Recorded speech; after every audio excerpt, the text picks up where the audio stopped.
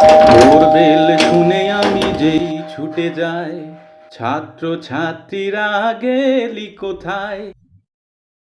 কেউ কোনো গিফট দিল না কেন? 5 সেপ্টেম্বর পেরিয়ে 10 সেপ্টেম্বর আসতে গেল, তবু কারোর দেখা নেই কেন? আমি কি শিক্ষক হিসাবে খারাপ? ওরে তোদের জন্য কি না করেছি। পার্টির ইম্পর্টেন্ট মিটিং ছেড়ে বিকেল 3টের মধ্যে ক্লাসে এসেছি। বাড়িতে শালি এসেছে, তবুও বাড়িতে থাকতে পারিনি 7 দিনের বেশি, শুধু পড়ানোর টানে। আর কারা যেন রটিয়ে দিল আমি নাকি টিচার্স ডেতে পাওয়া ছাত্রছাত্রীদের দেওয়া পেন বইয়ের দোকানে ফেরত দিয়ে ক্যাশ করে নিই। আর তোরা সেটাই বিশ্বাস করলি।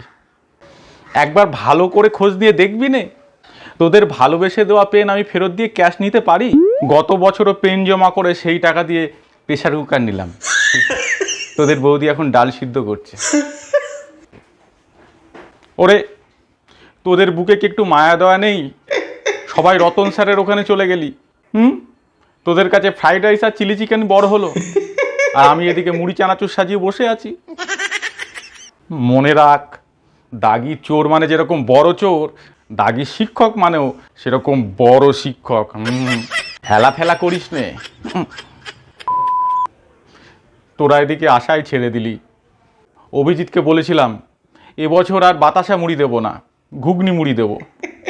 সে বাটা মনে হচ্ছে খবর দেয়নি, সে ওই চিলি চিকেন ফ্রাইড রাইসের দলে যোগ দিয়েছে। পাই বেটাকে একবার। ওই রতন ছোড়ার ওখানে তোরা বড় বড় বক্স নিয়ে যাস, আর আমার এখানে পেন ছাড়া কিছু জোটে না। তাও গত বছর 27টা পেনের মধ্যে 11টা পেন অগ্নি জেল। তাই নিয়ে বলতে সব অভিমানে একেবারে দল বেঁধে পড়াই ছেড়ে দিলে। ওরে ভুলিস নে, দাগি চোর মানে যেরকম বড় চোর, দাগি শিক্ষক মানে সেরকম বড় শিক্ষক। ডোরবেল শুনে আমি যেই ছুটে যাই, ছাত্র ছাত্রীরা গেলি কোথায়?